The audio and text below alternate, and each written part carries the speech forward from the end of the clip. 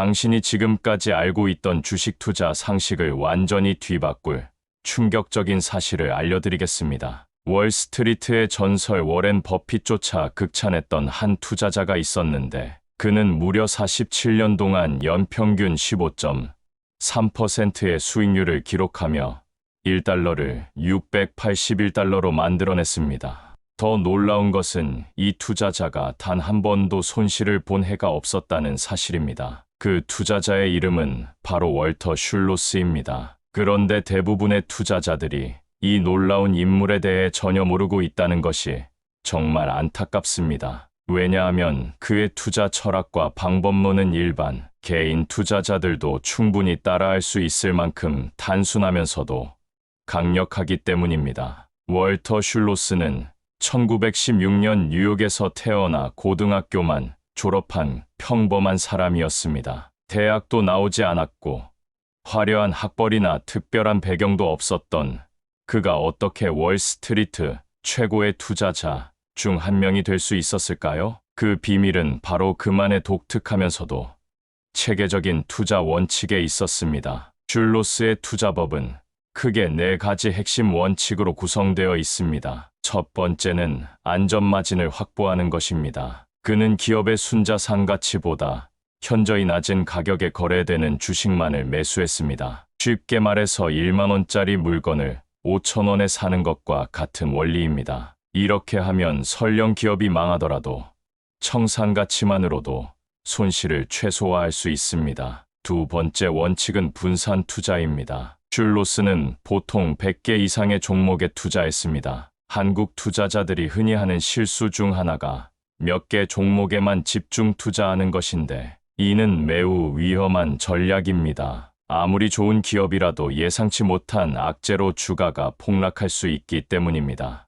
하지만 100개 종목에 분산 투자하면 몇 개 종목이 손실을 봐도 나머지 종목들의 수익으로 충분히 상쇄할 수 있습니다. 세 번째는 장기 투자입니다. 슐로스는 평균적으로 4년간 주식을 보유했습니다. 단기적인 주가 변동에 일희일비하지 않고 기업 본연의 가치가 시장에서 인정받을 때까지 기다렸던 것입니다. 이것이 바로 그가 47년간 단 한 번도 손실을 보지 않을 수 있었던 핵심 비결입니다. 네 번째는 감정을 배제한 기계적 투자입니다. 슐로스는 기업의 경영진을 만나거나 업계 전문가들의 의견을 듣지 않았습니다. 오직 재무제표와 숫자만을 믿고 투자했습니다. 이는 인간의 감정이나 편견이 투자 판단을 흐릴 수 있다는 것을 알고 있었기 때문입니다. 그런데 여기서 중요한 것은 이런 원칙들을 어떻게 실제로 적용하느냐 하는 것입니다. 먼저 안전마진을 확보하는 방법부터 알아보겠습니다. 슐로스는 주가 순자산 비율이 1 이하인 기업들을 주로 찾았습니다. 즉,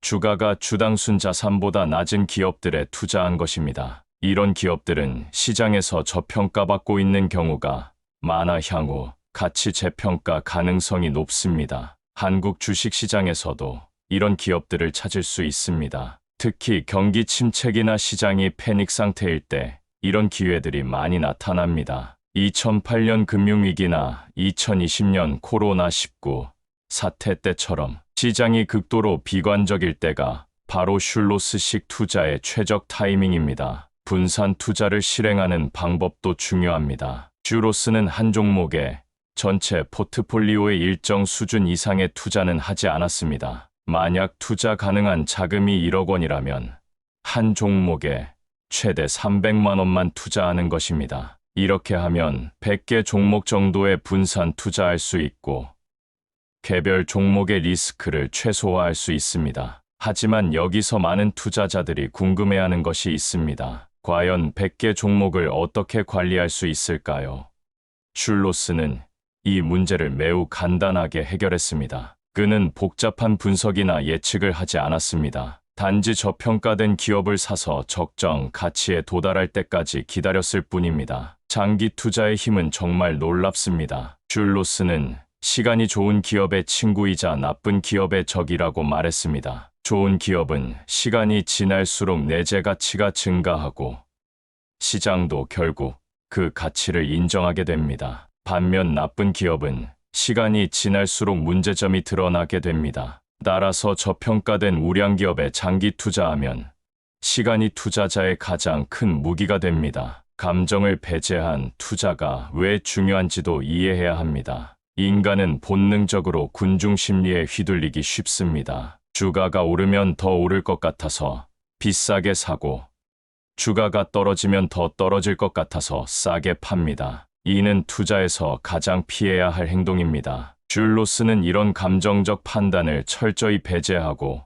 오직 숫자와 팩트만으로 투자했기 때문에 성공할 수 있었습니다. 그럼 구체적으로 어떤 지표들을 봐야 할까요?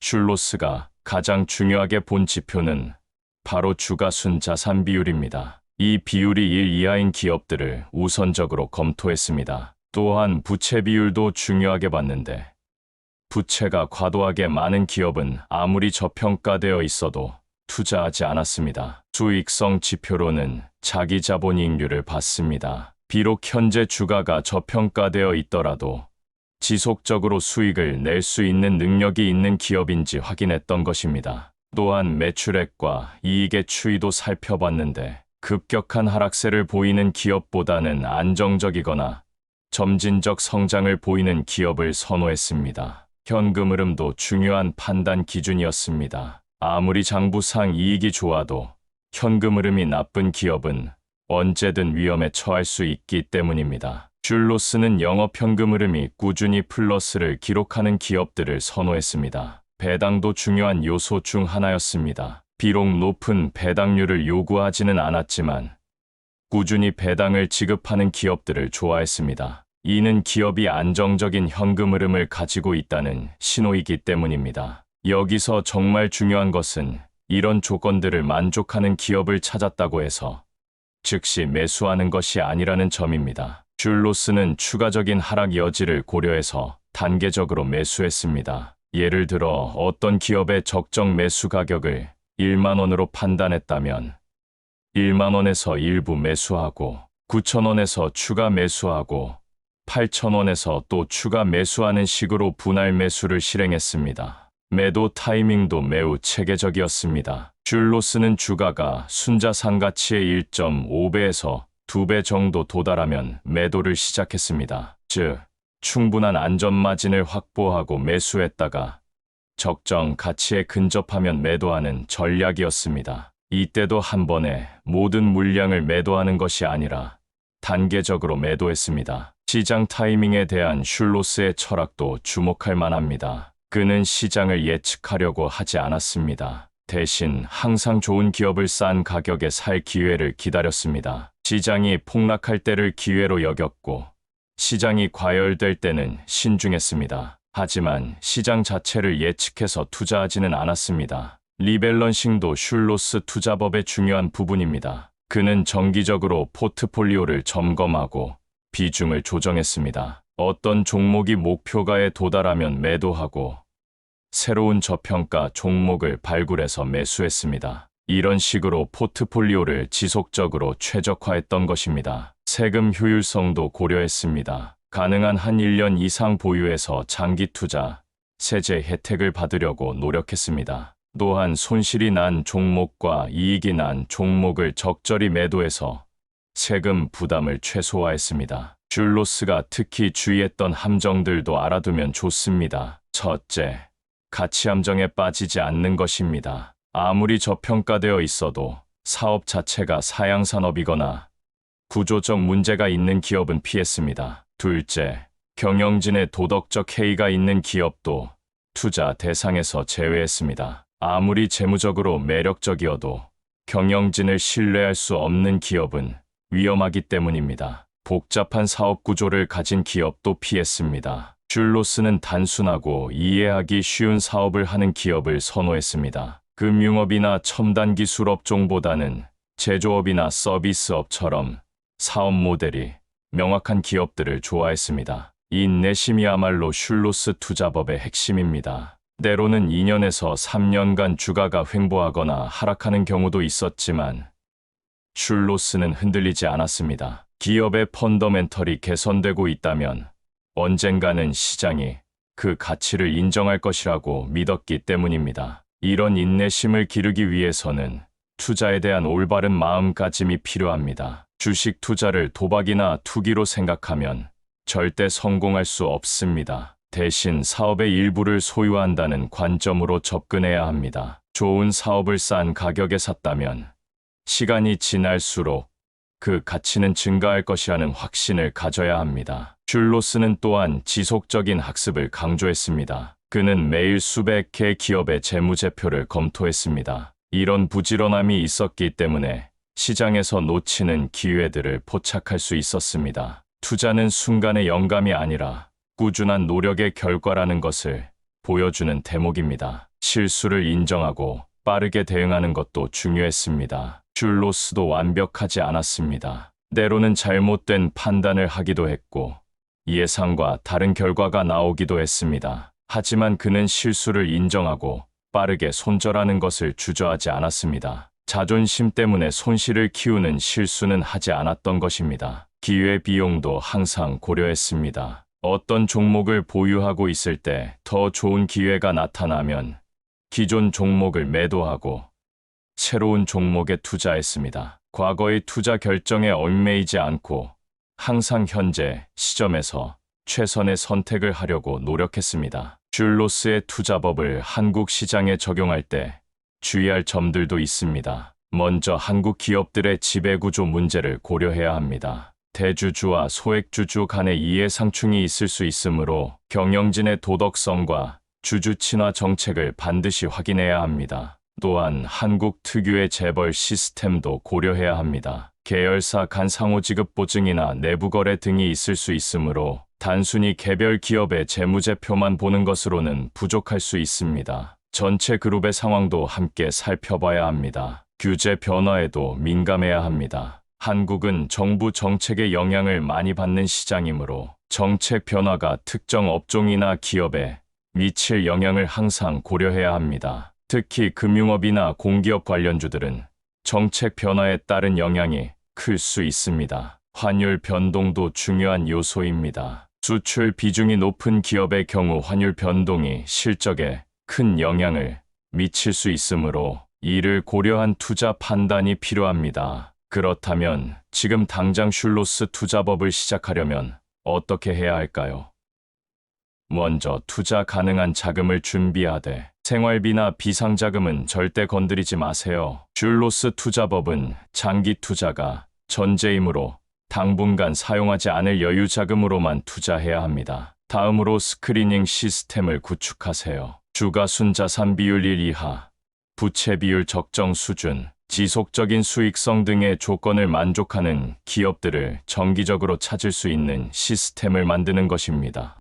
요즘은 증권사에서 제공하는 스크리닝 도구들을 활용할 수 있습니다. 포트폴리오 관리 도구도 준비하세요. 100개가 넘는 종목을 관리하려면 체계적인 관리 시스템이 필요합니다. 매수 가격, 목표 가격, 현재 상황 등을 정리해서 관리할 수 있는 시스템을 구축하세요. 무엇보다 인내심을 기르는 연습을 하세요. 단기적인 주가 변동에 일희일비하지 않고 장기적 관점을 유지하는 것이 가장 어려우면서도 가장 중요한 부분입니다. 이를 위해 투자 일기를 쓰거나 정기적으로 투자 원칙을 되새기는 습관을 기르는 것이 좋습니다. 슐로스 투자법의 가장 큰 장점은 단순함과 재현 가능성입니다. 복잡한 기술적 분석이나 시장 예측이 필요하지 않습니다. 누구나 배우고 실행할 수 있는 체계적인 방법론입니다. 더욱이 47년간 검증된 방법이기 때문에 신뢰할 수 있습니다. 하지만 이 방법이 쉽다는 뜻은 아닙니다. 단순하다고 해서 쉬운 것은 아니기 때문입니다. 시장이 패닉 상태일 때 용기를 내서 매수하고 모든 사람이 낙관적일 때 신중함을 유지하는 것은 결코 쉬운 일이 아닙니다. 또한 몇 년간 성과가 나오지 않아도 꾸준히 원칙을 지키는 것도 매우 어려운 일입니다. 그러나 이런 어려움을 극복하고 슐로스의 원칙을 꾸준히 실행한다면 당신도 놀라운 투자 성과를 거둘 수 있을 것입니다. 월터 슐로스가 보여준 것처럼 화려한 학벌이나 특별한 재능이 없어도 올바른 원칙과 꾸준한 실행만으로도 투자에서 성공할 수 있습니다. 지금이 바로 시작할 때입니다. 시장이 불안정할수록 다른 투자자들이 두려워할수록 슐로스식 투자의 기회는 늘어납니다. 47년간 연평균 15.3% 수익률이라는 놀라운 기록 뒤에 숨어있는 이 단순하면서도 강력한 투자 철학을 이제 당신이 실행해 볼 차례입니다. 워렌 버핏이 극찬했던 그 투자법으로 당신의 재정적 자유를 향한 첫걸음을 내딛어 보세요. 하지만 여기서 끝이 아닙니다. 슐로스 투자법을 더욱 효과적으로 활용하기 위한 숨겨진 비밀들이 아직 남아 있습니다. 이제부터는 일반적인 투자서에서는 절대 알려주지 않는 실전 노하우들을 공개하겠습니다. 슐로스가 실제로 어떤 기업들에 투자했는지 구체적인 사례들을 살펴보면 놀라운 패턴을 발견할 수 있습니다. 그가 가장 큰 수익을 거둔 투자 중 하나는 바로 파산 직전까지 갔던 철강회사였습니다. 당시 모든 투자자들이 이 회사를 외면했지만 슐로스는 이 회사의 토지와 설비 등 실물 자산의 가치가 주가보다 훨씬 높다는 점을 간파했습니다. 결국 이 회사는 구조 조정을 통해 다시 살아났고 슐로스는 무려 300% 이상의 수익을 거뒀습니다. 이런 사례에서 우리가 배울 수 있는 것은 시장의 공포와 절망이야말로 진정한 기회라는 사실입니다. 대부분의 투자자들이 공포에 사로잡혀 있을 때 냉정하게 숫자를 분석하고 합리적인 판단을 내릴 수 있다면 그것이 바로 큰 수익의 원천이 됩니다. 또 다른 흥미로운 사례는 작은 지역은행에 대한 투자였습니다. 이 은행은 대형 은행들에 밀려 존재감이 거의 없었지만 슐로스는 이 은행이 보유한 부동산과 안정적인 예금 기반을 높이 평가했습니다. 몇 년 후 이 은행은 대형 금융회사에 인수되면서 슐로스에게 250%의 수익을 안겨주었습니다. 이처럼 슐로스는 화려하지 않더라도 견실한 자산을 보유한 기업들을 선호했습니다. 유행을 타지 않는 사업, 없어서는 안 될 필수품을 다루는 사업, 독점적 지위를 가진 사업들이 그의 주요 투자 대상이었습니다. 심리적 편향을 극복하는 것도